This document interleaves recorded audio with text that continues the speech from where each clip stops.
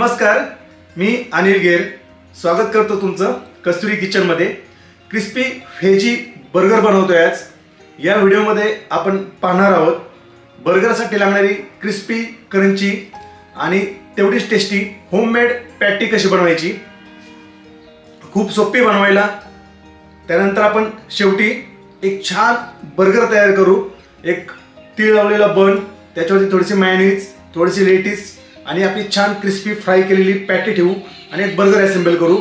एकदा का तुम्ही ही क्रिस्पी पॅटी बनवायला शिकला तर खूप सोपं आहे बर्गर बनवायला आणि पॅटी बनवणं सुद्धा खूप भारी आहे। विश्वास ठेवा, इतकी छान बर्गर बनतो, मार्केटपेक्षाही खूप टेस्टी बनतो। एका जाळीमध्ये मी 1 वाटी पोहे घेतलेत। पोहे मी जास्तच घेतलेत, एवढं टाकेल तर असं नाही आहे, याच्यापेक्षा मी निम्मं वापरलं होतं। फक्त जास्त यासाठी घेतलं की नंतर कमी पडायला नको म्हणून थोडंसं जास्त भिजवले होते मी। अर्धी वाटी घेतले तरी चालतात। हे फक्त पाण्याने वॉश करायचे आपल्याला, लक्षात ठेवा याला भिजत ठेवायचं नाही आहे, फक्त पाण्याने धुवायचे आणि 5 ते 10 मिनटं साईडला ठेवायचे। स्मॅश झालं पाहिजे एवढे भिजले पाहिजे ते, आणि असे बटाट्यासारखे स्मॅश करून मग ते आपण साईडला ठेवून द्या। आता इथं मी काही पोहे भिजवले। पोहे भिजवले ह्यासाठीच की आपण जे बटाटे आणतो, आलू जे आणतो आपण, ते थोडेसे त्याच्यामध्ये स्टार्च असतं, थोडासा ओलावा असतो, चिकट असतं ते। त्याच्यामुळं आपण ज्यावेळेस बर्गरची पॅटी बनवतो ती तुटती किंवा तिला शेप करणं थोडंसं अवघड होतं। मग पोहे काय करतात, त्याला बाइंडिंगचं काम करतात, म्हणजे टिकीला थोडंसं खुसखुशीत बनवतात। बटाट्याला थोडंसं त्यातलं पाणी सोक करतात, ड्राय मॉइश्चर असतं ते सोक करतं आणि आपली पॅटी जी आहे ती छान बनते। आता भरपूर प्रकारचं त्याच्यामध्ये बाइंडिंगसाठी लोक वापरतात, कोण मैदा वापरतं, कोण कॉर्नफ्लॉवर वापरतं। पण मग काय होतं की आपण ज्यावेळेस ते बर्गर खातो ना त्यावेळेस तोंडामध्ये सर्व मैदा किंवा मग कॉर्नफ्लॉवर लागतं आणि एक स्मेल येतो आणि त्याच्यामुळं आपले जो बर्गर आहे ना तो टेस्टी होत नाही। म्हणून आपण पोहे टाकलेत, कारण पोह्याला कुठला असा एक वेगळा स्मेल नसतो। आपण नॉर्मली एवढं काही वेगळी टेस्ट नसती आणि त्या बटाट्याच्या फिलिंगमध्ये ते ऑब्झर्व होऊन जातं, त्यामुळे ते कळून येत नाही। आता तुम्हाला जर ते पण नसेल टाकायचं तर मार्केटमध्ये फ्रेंच फ्राईज किंवा चिप्सवाले आलू बटाटे भेटतात, जे आपण चिप्स किंवा फ्रेंच फ्राईज बनवतात त्या लोकांकडे पण भेटतात आणि मार्केटमध्ये पण उपलब्ध होतात। जर तुम्हाला ते भेटले तर आणा, मग काहीच बाइंडिंगच टाकायची गरज पडत नाही कुठलं, त्याचंच पॅटी खूप छान होते, क्रिस्पी होते। आता आपण बर्गरच्या पॅटीसाठी आपली फिलिंग आपण बनवून घेऊ। पॅटीची फिलिंग बनवण्यासाठी मी इथं 1 चमचा तेल घेतले, त्यानंतर 1 क्यूब मी बटर घेतले। याला थोडंसं गरम झालं की याच्यामध्ये मी अर्धी वाटी कांदा टाकते बारीक चिरलेला, आणि त्याचबरोबर 8 ते 10 लसणाच्या पाकळ्या, त्या पण मी कटिंग करून चॉप केल्या छोट्याशा, त्या पण टाकतोय। याला सर्वला 2-3 मिनटं कमी जास्त टेम्परेचर करून आपल्याला फ्राय करून घ्यायचे, भाजून घ्यायचे। फक्त कलर चेंज होईल असं भाजायचे, जास्त जाळायचं नाही, नॉर्मल थोडंसं भाजायचे। आता ह्या स्टेजला आपण काय करू, इथं मी गाजर घेतले अर्ध्या वाटीपेक्षा पण कमी, त्यानंतर मी बीन्स घेतलेत सेम अर्ध्या वाटीपेक्षा पण कमी, आणि तेवढेच वाटाणे घेतलेत, म्हणजे ग्रीन पीस घेतलेत। ग्रीन पीस मी थोडेसे नॉर्मल बॉईल केले होते, 1-2 मिनटं, जास्त शिजवलेलं नाही आहे। आता आपल्याला हे हलवून घ्यायचं आहे। याला एवढं पण शिजवायचं नाही की हे याचं बारीक होईल, नॉर्मल थोडंसं त्याच्यात कच्चपणा राहिला पाहिजे। त्यानंतर 2-3 हिरव्या मिरच्या घेतल्या होत्या, त्या पण मी तशाच याच्यात मिक्स करून घेतल्यात। आणि आता आपण ह्या स्टेजला याचं टेम्परेचर कमी करूया आणि याच्यात मसाला ॲड करू। 1 चमचापेक्षा थोडीशी कमी हळद टाकली आहे, त्यानंतर मिरची पावडर टाकली मी इथं 1 चमचा, कमी तिखटवाली आहे। त्यानंतर आमचूर पावडर टाकली मी इथं 2 चमचे, थोडासा आंबटपणा असावा छान टिक्कीला म्हणून पॅटीला आपल्या। त्यानंतर जिरा पावडर टाकली आहे। आता याला परत आपल्याला छान मिक्स करून घ्यायचे, टेम्परेचर वाढवायचं नाही आहे। त्यानंतर आता मी उकडलेले बटाटे घेतलेत आणि आपल्या किसणीची जी मोठी बाजू असते ना, जास्त मोठी होलवाली, तिने मी किसून घेते, म्हणजे त्याच्यात गुठळ्या राहणार नाही। तुम्ही टिक्की बनवा किंवा पॅटी बनवा, कुठल्याही बटाट्याचा आयटम बनवा, पण बटाटा असं किसून घ्या। ह्या स्टेजला आपण थोडासा गरम मसाला आणि मीठ ॲड केलं याच्यामध्ये, आणि आता परत आपण याला छान हलवून घेतो आहे।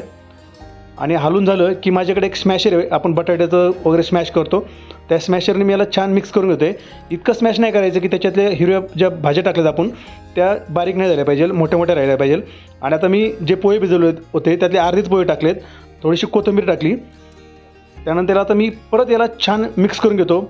काही वेळ असंच कलथ्याच्या साहित्याने आपल्याला मिक्स करायचे, नंतर परत बटाट्याचं जे आपलं स्मॅशर असतं ते स्मॅशरने मिक्स करायचं, पण हलक्या हाताने स्मॅश करायचं, फक्त मिक्स झालं पाहिजे।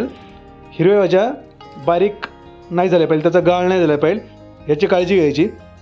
त्यानंतर हे आपण एका भांड्यामध्ये सर्व ट्रान्सफर करूया आणि याला थंड झालं की याच्यावरती प्लॅस्टिक किंवा एखादं झाकण ठेवायचं आणि हे टेम्परेचर आपल्याला म्हणजे त्याचं कंट्रोल झालं, थोडंसं कमी झालं थंड, की फ्रीजमध्ये 10 मिनटासाठी ठेवायचं आहे. बर्गरच्या पॅटीसाठी आपण जे फिलिंग बनवलं ते फिलिंग आपण 15 मिनिटासाठी फ्रीजमध्ये ठेवलं आहे. फ्रीजमध्ये ठेवण्याचं कारण एवढंच आहे की ते गरम असतं आणि त्याच्यामध्ये थोडंसं मॉइश्चर, थोडासा ओलावा अजून पण असतो. फ्रीजमध्ये ज्यावेळेस आपण त्याला 15-20 मिनिटासाठी ठेवतो त्यावेळेस थोडंसं मॉइश्चर कमी होतं आणि आपल्याला पॅटीला आकार देण्यासाठी खूप सोपं जातं, खूप इझी जातं आणि एक छान पॅटीचा आकार देता येतो. आता अर्धा तासापेक्षा जास्त वेळ ठेवू नका. जास्त वेळ जर ठेवलं तरी सुद्धा आकार देणं खूप अवघड जाईल. त्याच्यामुळे 15-20 मिनिटं ते 25 मिनिटं इथपर्यंत ठीक आहे. आता आपल्याला पॅटीसाठी एक कवरिंग बनवायचे, एक बॅटर बनवायचे. ते बॅटर आपण बनवून घेऊ. पॅटीचं कवरिंग बनवण्याआधी आपल्याला पॅनको ब्रेड क्रम्ब लागतात क्रिस्पी होण्यासाठी पॅटी आपली. त्यासाठी मी इथं काय केले, काही ब्रेड घेतले होते आणि त्या ब्रेडच्या साईडच्या ज्या रेड कडा असतात त्या कापून घेतल्या आणि नंतर थोडं थोडं मिक्सरमध्ये टाकून जस्ट थोडंसं ट्विस्ट फिरवले. जास्त फिरवलं नाही, म्हणजे मोठे मोठे भरडं वाटले.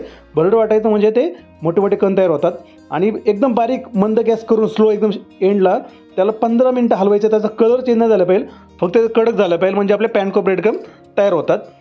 आता आपण त्याचं कोटिंग करून घेऊ. त्यासाठी मी 1 वाटी मैदा घेतला आहे, अर्धी वाटी कॉर्नफ्लॉवर घेतलं आहे, त्यानंतर चवीनुसार मी इथं मीठ टाकलं याच्यामध्ये आणि 1 चमचा आपण याच्यामध्ये तेल घालूया.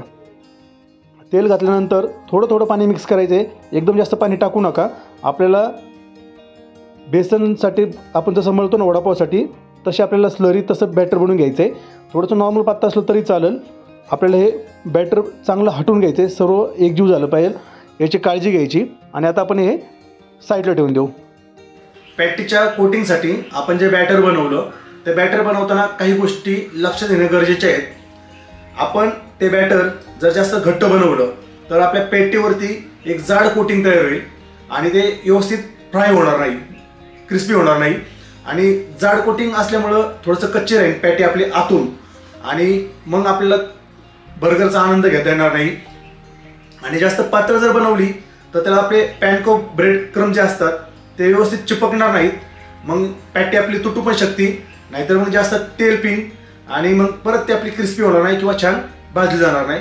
त्यामुळं काय करायचंय, आपण वडापाव बनवताना ज्यावेळेस जसं बेसन बनवतो ना वडापावच्या कोटिंगसाठी तशीच स्लरी बनवायची, तसंच बॅटर बनवायचं. थोडंसं नॉर्मल पातळ असेल तरी पण चालेल, पण तसंच कन्सिस्टन्सी असते. एक पॅटी तळून बघा, अंदाज येईल तुम्हाला. खूप सोपी आहे. आपण जे पॅनको ब्रेड क्रम्ब बनवले होते ना त्याला थोडं सिझनिंग करायचे. सिझनिंग करायचे म्हणजे वेगळं काही नाही आहे. त्याच्यामध्ये आपलं फक्त ब्लॅक पेपर पावडर आणि थोडंसं चवीपुरतं मीठ टाकायचे आणि छान मिक्स करायचे, म्हणजे सिझनिंग केल्यानंतर त्याची चव वाढते. त्यानंतर आपण जे फिलिंग बनवलं होतं ते फिलिंगमधला थोडंसं भाग घ्यायचं आहे हातावरती आणि एक छान मोठा गोळा तयार करायचा आहे, थोडंसं नॉर्मल हाताने प्रेस करून आणि चांगलं मस्त गोळा गोल करायचा आहे, एक बॉल बनवायचा आहे आणि थोडंसं हातावरती त्याला प्रेस करायचा. हातावरती प्रेस करून नॉर्मल थोडंसं पॅटीचा शेप द्यायचा. त्यानंतर घरामध्ये तुमच्याकडे जे काय असेल, चॉपर असेल, अजून काय असेल तर ते थोडंसं खाली घ्यायचं प्लॅटफॉर्म म्हणून आणि त्याच्यावरती टिक्कीला पॅटीला आपल्याला दाबायचे वरून, प्लस हाताने करगळीच्या साहाय्याने आणि हाताने तिला खालून असा स्क्वेअर टाईप थोडासा गोल आकार द्यायचा. आपल्या करगळी जी असते ना तेवढ्या जाडीची साधारणतः आपली पॅटी झाली पाहिजे. एकदा गोल आकार देऊन झाला की आपण बर्गर घ्यायचं, बर्गर त्याच्यावर टाकायचं. बर्गरपेक्षा पॅटी थोडीशी छोटी पाहिजे, कारण आपण तिला कोटिंगमध्ये आणि ब्रेड क्रम्बने बुडवली की ती फ्राय केल्यानंतर परत मोठी होते. आता पॅटी सावकाश जास्त हँडल नाही करायची, जास्त हलवायची नाही तर तुटल. तिला आपल्या बॅटरमध्ये टाकायचं, कोटिंगमध्ये टाकायचं आणि त्याच्यावरती कोटिंग पसरून तिला एका स्पूनच्या साह्याने किंवा अजून काही साहित्य असेल त्या साह्याने सावकाश वर उचलायची. थोडंसं बॅटर त्याचं निघून द्यायचं आणि त्यानंतर आपल्या पॅनको ब्रेड क्रम्बमध्ये टाकायची. सावकाश बाजूने हाताने त्याच्यावरती आपला पॅनको ब्रेड क्रम्ब टाकून घ्यायचं आणि हाताने नॉर्मल थोडंसं दाबायचं नाही, फक्त पॅनको ब्रेड क्रम्ब चिटकतील असं करायचं. नंतर परत दुसऱ्या बाजूने पण सेम तसंच करायचं, स्लो लावून घ्यायचं. आपली जी पॅटी आहे ती फ्रायसाठी रेडी झाली. अशाच सर्व पॅटी तुम्ही बनवून घ्या. ह्या पॅटीत तुम्ही फ्रीजमध्ये सुद्धा स्टोअर करू शकता 15 दिवसासाठी झिप लॉक बॅगमध्ये. किती छान पॅटी आपली तयार झाली पाहू शकता. आता आपण काय केलं आहे, इथं एक कढई घेतली, त्या कढईवरती तेल घेतले. तेल जास्त हाय फ्लेम पण नाही गरम झालेलं, जास्त लो पण नाही. जास्त लो असेल तर पॅटी आपली वितळून जाईल. एक पॅटी तळल्यानंतर तुम्हाला अनुभव लगेच तुम्हाला लक्षात येईल. पॅटी दोन्ही साईडनी छान झाऱ्याच्या मदतीने डीप करून मस्तपैकी तिला फ्राय करून घ्यायचे क्रिस्पी होईपर्यंत. कॅमेऱ्यामध्ये भलेही तुम्हाला कलर थोडासा डीप दिसत असेल, पण जास्त डीप रेड कलर पण नाही आलेला. नॉर्मली बर्गरच्या पॅट्या जशा असतात तशीच फ्राय केलेली आहे. पहा किती छान आपली पॅटी फ्राय झाली आहे. अशाच सर्व पॅट्या आता आपण फ्राय करून घ्यायच्यात. पहिलं तुम्ही बर्गरची पॅटी बनवणं किती सोपं आहे.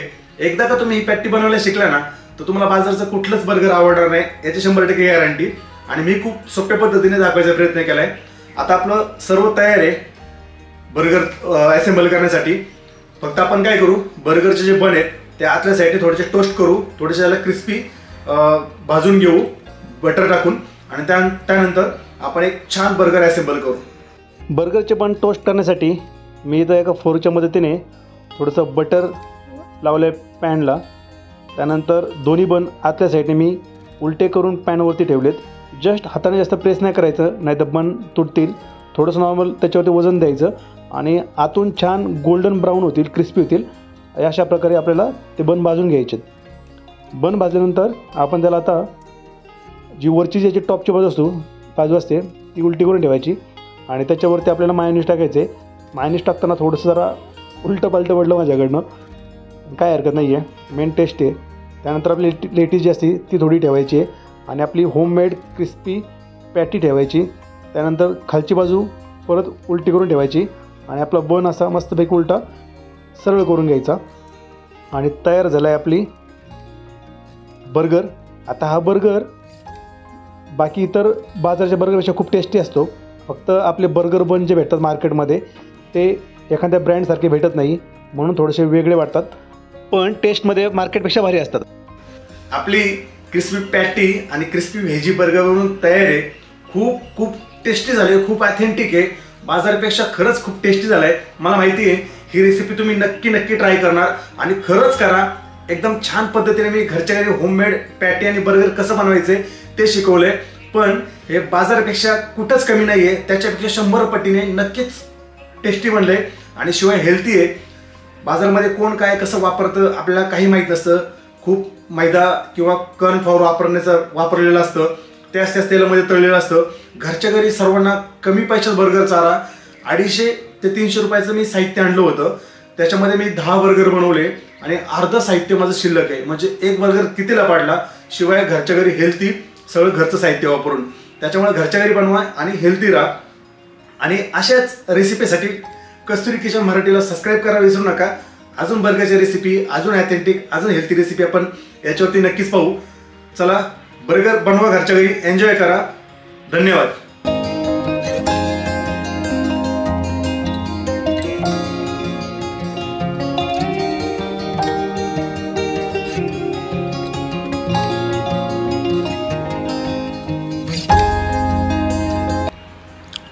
सुपर.